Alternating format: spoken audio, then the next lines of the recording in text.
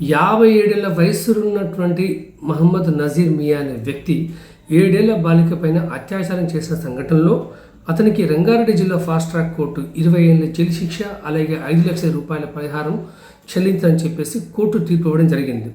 విషయం ఏంటంటే 2023 మార్చ్ 27న ఒక అమ్మాయి 7 ఏళ్ల బాలిక పాలు కావాలని చెప్పేసి పాల ప్యాకెట్ కోసం అని చెప్పేసి ఒక కిరాణా షాప్కి వెళ్ళడం జరిగింది. ఎప్పుడైతే పాప కిరాణా షాప్కి వెళ్ళిందో అప్పుడు ఏ కస్టమర్ అక్కడ లేరు, ఆ అమ్మాయి ఒంటరిగా ఉంది. ఇతడు ఒక పెద్ద కామాంధుడు. ఇతను చేసిన పని ఏంటంటే ఆ అమ్మాయికి చాక్లెట్లు ఇస్తానని చెప్పేసి, లడ్డూలు ఇస్తానని చెప్పేసి అమ్మాయిని ప్రలోభ పెట్టి మాయమాటలు చెప్పేసి మొత్తానికి అమ్మాయిని మాయమాటల్లో పెట్టి లోపలికి వెళ్ళి అమ్మాయి పైన అత్యాచారం అనేది చేయడం జరిగింది.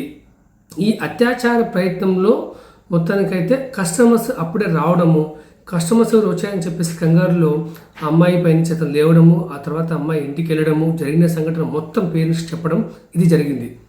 ఈ సంఘటన అనేది ఎక్కడ జరిగిందంటే మన మియాపూర్లోని మార్తాండ నగర్లో కిరాణా షాప్ జరుపుతున్నాడు ఈ మహమ్మద్ నజీర్ మియా. సో ఇతని పైన మొత్తానికైతే పోక్సో కేసు నమోదైంది 2023లో. ఆ తర్వాత విచారణ జరుగుతూ వచ్చింది. విచారణ జరుగుతూ వచ్చిన తర్వాత మొత్తానికైతే ఈరోజు జస్ట్ 2 to 3 days బిఫోర్ అయితే మొత్తానికైతే కోర్టు ఇచ్చిన తీర్పు ఏంటంటే 20 years జైలు శిక్ష, 5 lakhs rupees ఫైన్ విధించడం జరిగింది. ఒక విషయం గుర్తుపెట్టుకుని మిత్రులారా, మన అమ్మాయిలను ఎప్పుడైనా ఎడికిన పంపిస్తున్నప్పుడు వాళ్ళకు భయం కనిపించిన అవసరం లేదు. ఎవరు చేస్తున్నారు, ఎవరు మంచిగా మాట్లాడుతున్నారు, what is good touch, what is bad touch, ఇవన్నీ వాళ్ళకి చెప్పాలి. అప్పుడే మనకి ఏమైనా జరిగితే ఇంట్లో మనకు వచ్చి చెప్తారు. అలాగే ఇంకో ముఖ్యమైన విషయం ఏంటంటే ఎవరైనా సరే చెడిగా చూడడము, చెడిగా మాట్లాడము, మీద కూర్చోబెట్టుకోవడం పిచ్చి పిచ్చి పనులు చేస్తున్నారు లేదనేది ఎప్పటికప్పుడు మనం ఆడపిల్లలపైన ఒక దృష్టి పెట్టాలి. వాళ్ళపైన అనుమానం కాదు, మనం ఒక జాగ్రత్తగా ఉండాలి. ముఖ్యంగా పోక్సో కేసెస్ అనేవి ఎప్పుడు జరుగుతున్నాయంటే తెలిసిన వ్యక్తుల ద్వారా మాత్రమే ఎక్కువ జరుగుతున్నాయి. ఇంతకుముందుకు ఎన్నోసార్లు పాప వెళ్ళి ఈ పాల ప్యాకెట్లను ఆల్రెడీ తీసుకురావచ్చు ఉండొచ్చు, కానీ ఈసారి మాత్రం వాడు దాన్ని అవకాశంగా భావించి ఆ అమ్మాయి పైన అత్యాచారానికి పాల్పడ్డాడు. ఇక్కడ విషయం ఏంటంటే నేరం జరిగిపోయింది, అతను శిక్ష పడింది, ఓకే.